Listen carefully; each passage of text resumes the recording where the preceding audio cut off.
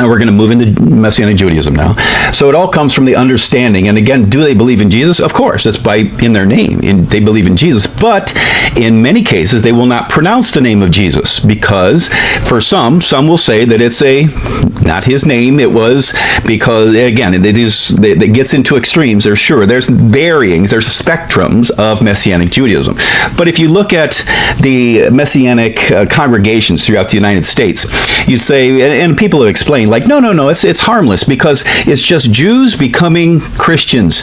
Well, it's not the case. If you go to Messianic congregations, it's up to between 50 and 80% of Gentiles becoming Jews. Now, of course, they're not ethnically Jews, but what they are is what they have become is, in their mind, they have become religiously Jews, or ecclesiastically Jews, or Pharisaically Jews, if you want to go there. But the fact is that what they're saying is that we have the background, and again, it's usually non-Jews that are doing this, but the fact is they come and they're fascinated with the culture. And again, this is good. This stuff is good to understand the symbolism of the Old Covenant, of the Torah. And maybe if that was just okay, if that would be okay, just to take a look at the symbolism and say, yes, the symbolism is good. Symbolism, of course, because the lamb shank on the Passover can have broken bones, and Jesus had no broken bones. That's fascinating. Absolutely. He's the fulfillment.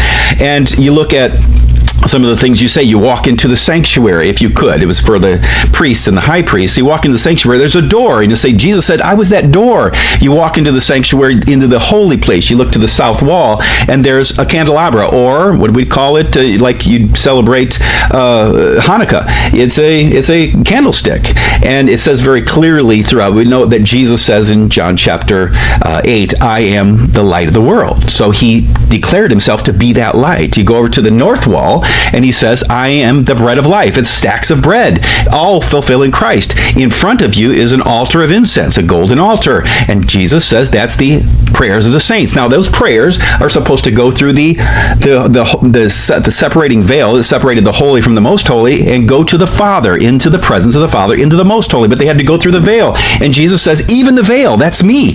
Hebrews 10:20, and said, go into the most holy place, which only the high priest could go one day a year for the Day of Atonement, for a 2-goat ceremony. You go in, and there it is. There's the altar. There is the mercy seat. And Jesus says, that's me. I'm that covering. Romans chapter 3:25. I'm the hilasterion. So he's everything. So noticing those things are good.